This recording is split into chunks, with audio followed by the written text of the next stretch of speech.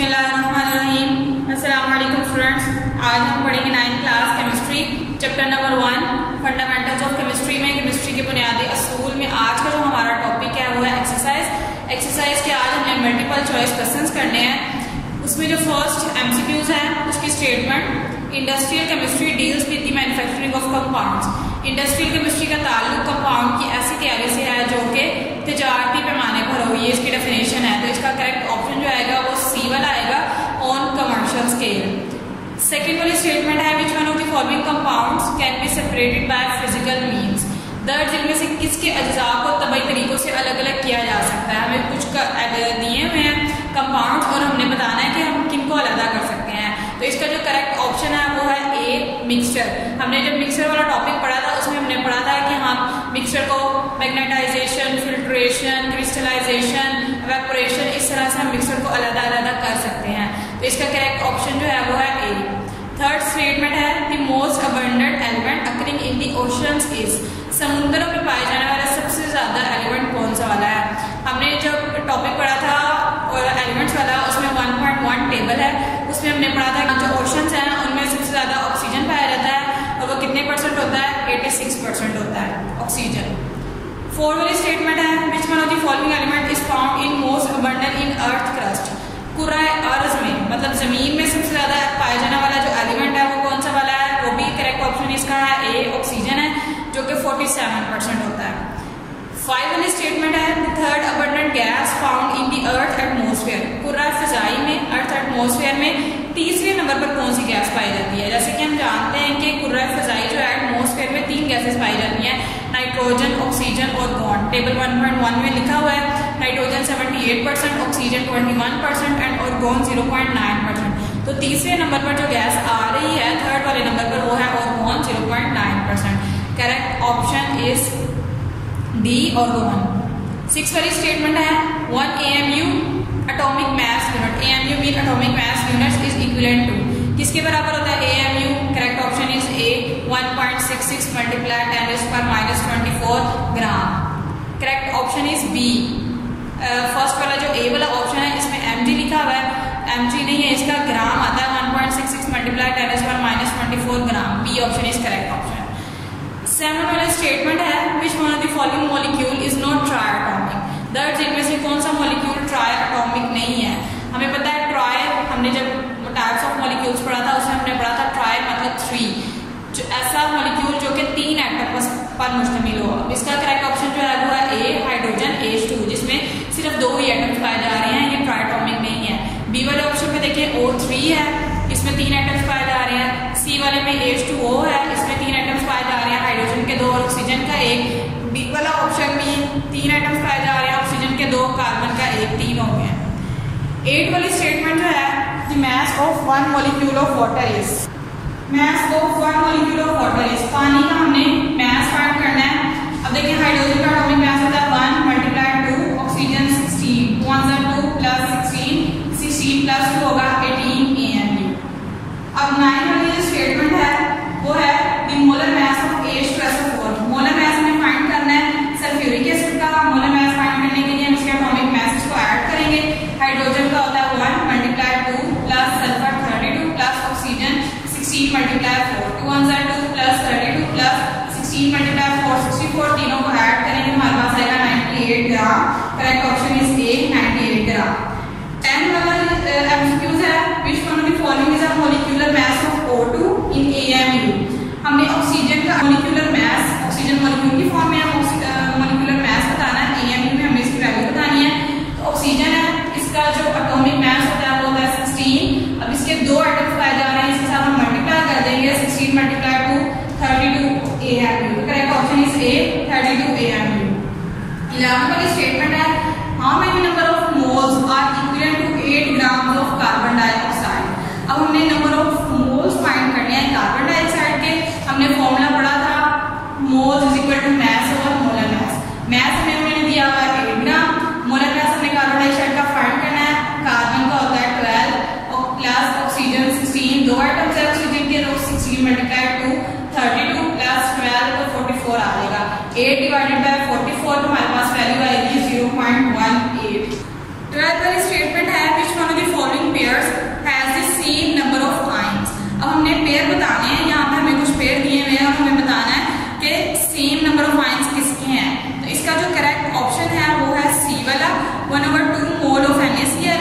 1/3 mole of MgCl2।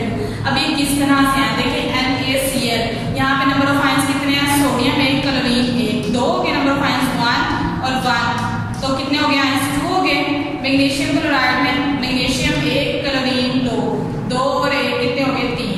अब 1/2 जब हमें 1/2 मोल दिया हुआ है NaCl का 1/2, तो मल्टीप्लाई करेंगे हम 2 के साथ, ये 2 से कैंसिल हो जाएगा, तो हमारे पास आ जाएगा 1 और 1/3 मोल ऑफ MgCl2 है 1/3, हम इसको आयंस के साथ मल्टीप्लाई करेंगे 3 के साथ, 3 से कैंसिल हो जाएगा, तो हमारे पास आएगा 1 और 1 दोनों जो है वो इक्वल आ रहे हैं नंबर ऑफ मोल्स। इसके जो करेक्ट ऑप्शन है वो है सी वाला pair, 1/2 mole of NaCl and 1/3 mole of MgCl2। 13 वाली स्टेटमेंट है which one of the following pairs has the same mass. अब हमने इनका सेम मास बताना है, 2 पेयर ढूंढने हैं जिसका मास जो है वो सेम हो, तो इसका जो करेक्ट ऑप्शन है वो है ए वाला। कार्बन का देखें 12 होता है प्लस ऑक्सीजन 16 प्लस 2 12 आ गया 28। नाइट्रोजन डाइफॉर्म में मतलब 2 नाइट्रोजन है, नाइट्रोजन का एटॉमिक मास 12 मल्टीप्लाई 2 तो 28, दोनों देखें एटॉमिक मास दोनों का सेम आ रहा है 28, तो इनका ये वाला जो पेयर है वो करेक्ट। अब हम देखेंगे अपने short answer questions. Answer question में हमारा फर्स्ट वाला क्वेश्चन है define industrial chemistry and analytical chemistry. Branches of chemistry में हमने इंडस्ट्रियल केमिस्ट्री और एनालिटिकल केमिस्ट्री को पढ़ा था, वहां से आपने इसकी डेफिनेशन याद करनी है। सेकेंड वाला क्वेश्चन है how can you differentiate between organic and inorganic chemistry. Organic chemistry और इनऑर्गेनिक केमिस्ट्री की डेफिनेशन करनी है, ये भी ब्रांचेस ऑफ केमिस्ट्री में ऑर्गेनिक एंड इनऑर्गेनिक केमिस्ट्री दी गई है। थर्ड वाला है give the scope of biochemistry. Biochemistry का स्कोप बताना है, ये भी हमने ब्रांचेस में बायोकेमिस्ट्री का स्कोप पढ़ा है कि ब्रांचेस में बायोकेमिस्ट्री का स्कोप क्या होता है। Are in the fields of medicine, food science and agriculture etcetera. Four वाला क्वेश्चन है how does homogeneous mixture differ from heterogeneous mixture. ये मिक्सचर वाले टॉपिक में हमने टाइप्स ऑफ मिक्सचर पढ़ा था, homogeneous and heterogeneous. Homo mean same, hetero mean different, वहां से आपने इसकी डेफिनेशन लगानी है। तो फिफ्थ वाला शॉर्ट क्वेश्चन है what is relative atomic mass, how is it related to gram. Relative atomic mass की डेफिनेशन करनी है आपने, और ग्राम के साथ इसको किस तरह रिलेट किया जाता है, तो इसकी वैल्यू आपने लिखनी है 1 AMU is equal to 1.66 multiply 10⁻24 gram. ये इसका रिलेशनशिप है ग्राम के साथ, इसकी वैल्यू। सिक्स वाला क्वेश्चन है define empirical formula with an example. Empirical फार्मूले वाले टॉपिक में उसकी डेफिनेशन है, वहां से आपने करनी है। सेवन वाला क्वेश्चन है state 3 reason why air is a mixture and water a compound. अब वो हमें कहा गया है कि वजह बताएं कि हवा को हम मिक्सचर क्यों कहते हैं और पानी को हम कंपाउंड क्यों कहते हैं। अब देखिए हवा कितनी गैसेस से मिलकर बनी है, nitrogen, oxygen, organ, water vapour जिसके अंदर पाए जाते हैं, कार्बन डाइऑक्साइड इसके अंदर पाई जाती है, ये एक मिक्सचर है। और वाटर जो है सिर्फ 2 एलिमेंट से मिलकर बनाया है, और 2 एलिमेंट्स कौन से हैं, हाइड्रोजन एंड ऑक्सीजन, कंपाउंड है। अब हमने इसकी रीजंस बतानी है। रीजंस में डिफरेंशिएट जब हमने करना है, हमेशा डिफरेंस जो करते हैं वो लाइन लगाकर करना है। अब हमने फर्स्ट वाला जो पॉइंट करना है एयर में, एयर की हेडिंग देनी है आपने, और एयर में हमने करना है फर्स्ट पॉइंट कि ये simple mixing up of gases के सादा मिलाप से बनता है, जबकि जो पानी है chemically combine of atoms, atom के केमिकली कंबाइन होने से बनता है ये। सेकंड वाला है नो फिक्स रेशो एयर का, कि हवा की कोई भी फिक्स रेशो मुतय्यन निस्बत नहीं होती, फिक्स रेशो होती है, मुतय्यन निस्बत होती है तभी वाटर बनता है।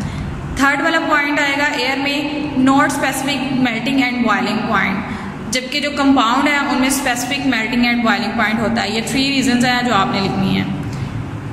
8 वाला क्वेश्चन है explain why hydrogen and oxygen are considered as element whereas water as a compound. हम क्यों कहते हैं कि हाइड्रोजन और ऑक्सीजन एक एलिमेंट है और पानी जो है वो कंपाउंड है। हमने रीजंस बतानी है कि हाइड्रोजन और ऑक्सीजन को हम क्यों एलिमेंट कहते हैं, क्योंकि हाइड्रोजन अकेला, ऑक्सीजन अकेला, दोनों अकेले अलग अलग जो है वो एलिमेंट है, जबकि वाटर कंपाउंड है, क्योंकि कंपाउंड जब 2 या 2 से ज्यादा एलिमेंट्स मिलते हैं तो कंपाउंड बनता है बाय फिक्स्ड रेशो। तो वाटर किससे मिलकर बना है, हाइड्रोजन से भी मिलकर बना है और ऑक्सीजन से भी मिलकर बना हुआ है। अब हमने इसका फर्स्ट पॉइंट करना है, फर्स्ट पॉइंट आपने एलिमेंट में लिखना है हाइड्रोजन एंड ऑक्सीजन एलिमेंट्स हैं, तो इसके एलिमेंट को हम कंसीडर करेंगे elements same type of atom having same atomic number. और कंपाउंड में हमने लिखना है compound is a substance made up of 2 और more elements chemically combined together in a fixed ratio by mass. के एलिमेंट एक ही किस्म के एटम से मिलकर बनते हैं जिनका एटॉमिक नंबर एक जैसा होता है, कंपाउंड दो या दो से ज़्यादा एलिमेंट्स के मुतय्यन निस्बत बिलहाज मास के मिलने से वजूद में आता है। सेकेंड पॉइंट आपने इसमें लिखना है एलिमेंट में, element are represented by symbol, और कंपाउंड में सेकेंड पॉइंट आपने लिखना है compounds are represented by chemical formula. ये दो रीज़न आपने बतानी है कि सिंबल, एलिमेंट को हम सिंबल से जाहिर करते हैं और कंपाउंड को हम केमिकल फार्मूला से जाहिर करते हैं। ये इसकी दो रीजंस हो गई हैं। 9 वाला क्वेश्चन है what is the significance of the symbol of an element. Element को सिंबल से लिखने का क्या फ़ायदा है, इसके भी हमने पॉइंट्स करने हैं। सबसे पहला पॉइंट तो ये है कि सिंबल्स अमूमन एलिमेंट को ज़ाहिर करता है, सिंबल एलिमेंट के नाम की जगह इस्तेमाल होता है, और इसमें थर्ड पॉइंट आपने करना है कि इसके लिए जगह भी कम होती है और हमारा वक्त भी जो है वो कम इस्तेमाल होता है। एच लिखा हुआ है तो वो किसको रिप्रेजेंट कर रहा है, हाइड्रोजन को रिप्रेजेंट कर रहा है। हमें क्या पता चल रहा है, उसका नाम जाहिर हो रहा है और नाम की जगह हमने क्या लिख दिया है, सिर्फ एच हमने लिख दिया है। तो उसका क्या मतलब है कि पूरा नाम हाइड्रोजन लिखने के बजाय हमने सिर्फ एच लिख दिया है, तो वो क्या कर रहा है, उसके नाम को भी जाहिर कर रहा है। और थर्ड पॉइंट था हमारा ये जगह भी कम यूज़ होती है और हमारा वक्त भी जो है वो बच जाता है। मतलब हमने पूरा हाइड्रोजन लिखने के बजाय सिर्फ एच लिखा है तो वो जल्दी भी लिखा जाएगा और हमारी जगह भी कम इस्तेमाल होगी। 10 वाला क्वेश्चन है state the reason soft drink is a mixture and water is a compound. हमने बताना है कि सॉफ्ट ड्रिंक जो है वो मिक्सचर क्यों है और पानी कंपाउंड क्यों है। ये जो कंपाउंड और मिक्सचर वाला जो टॉपिक था उसमें हमने इन दोनों का जो है वो डिफरेंस किया था और उनमें से आपने 3 पॉइंट्स ले लेने हैं और मिक्सचर में सॉफ्ट ड्रिंक लिखना है और कंपाउंड में वाटर की हेडिंग देके आपने दोनों की 3 रीजंस लिख देनी है, सेम वही वाली जो कंपाउंड और मिक्सचर वाले टॉपिक में हमने डिफरेंस में किया था। 11 वाला क्वेश्चन है classify the following into elements compound और मिक्सचर। हमें कुछ एलिमेंट्स कंपाउंड और मिक्सचर दिए हैं, हमने बताना है कि ये क्या क्या है। फर्स्ट वाला है He, स्मॉल ई लिखा हुआ है, हीलियम ये एलिमेंट है, एंड H2 ये कंपाउंड है। सेकेंड वाला है CO, कैपिटल O है, ये कंपाउंड है, and C small o cobalt है, ये एलिमेंट है। थर्ड वाला है water and milk, water compound है, मिल्क मिक्सचर है। 4 वाला gold and brass, gold element है, ब्रास मिक्सचर है। 5 वाला है iron and steel, iron element है, स्टील मिक्सचर है। 12 वाला है define atomic mass unit, why is it needed. Atomic mass unit की डेफिनेशन रिलेटिव एटॉमिक मास में हमने की थी कि इसके रिलेटिव एटॉमिक मास को यूनिट को हम क्या कहते हैं, एटॉमिक मास यूनिट, और इसकी ज़रूरत क्यों पेश आई, क्योंकि एटम का जो साइज है वो इतना छोटा होता है कि हम उसे प्रैक्टिकली डिटरमाइन नहीं कर सकते। The mass of an atom is too small to be determined practically. ये इसकी नीड है कि हमें क्यों ज़रूरत पड़ती है एटॉमिक मास यूनिट की, क्योंकि एटॉमिक मास यूनिट जो है वो कार्बन 12 के साथ रिलेट करके हम उसको फाइंड करते हैं और ये एटम का मास फाइंड करने के लिए जो हम यूनिट यूज़ करते हैं वो हम AMU मतलब एटॉमिक मास यूनिट हम यूज़ करते हैं।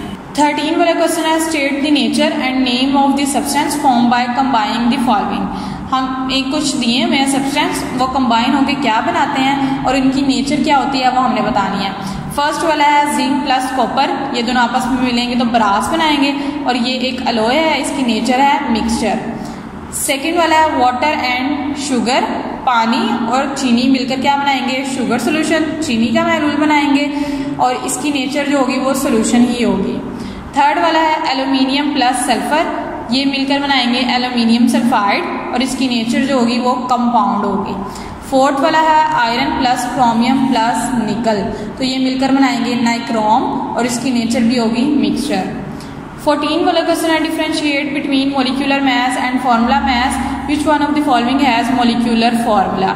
अब हमने बताना है इसमें से कि मोलिकुलर मास और फार्मूला मास क्या होता है। मोलिकुलर मास और फार्मूला मास की डेफिनेशन आपने करनी है, पीछे से हमने की थी जो टॉपिक में विच one of the following have molecular formula, तो इनमें से हमने बताना है कि किसका मोलिकुलर फार्मूला है। पहले तो हम ये क्लियर करते गए जाएं कि मोलिकुलर फार्मूला ऐसे कंपाउंड जिनमें कोवलेंट कंपाउंड पाया जाता है उनके फार्मूला को हम मोलिकुलर फार्मूला बोलते हैं और इन चारों में से सिर्फ H2O और H2SO4 में कोवलेंट बॉन्ड पाया जा रहा है तो ये इनके मोलिकुलर फार्मूला है। बाकी जो NaCl और Ki सोडियम क्लोराइड और पोटाशियम आयोडाइड बचता है, इन दोनों में आयनिक बॉन्ड पाया जाता है और इनके हम फार्मूला को फार्मूला यूनिट्स बोलते हैं और H2 और H2SO4 जो है वो मोलिकुलर फार्मूला है। 15 वाला क्वेश्चन है which one has more atoms, 10 gram of aluminium and 10 gram of iron. अब हमें दो एलिमेंट्स दे दिए गए हैं, एक एल्यूमिनियम दे दिया गया और एक आयरन दे दिया गया और हमें उसके मास भी दे दिए गए हैं, दोनों के 10 ग्राम 10 ग्राम।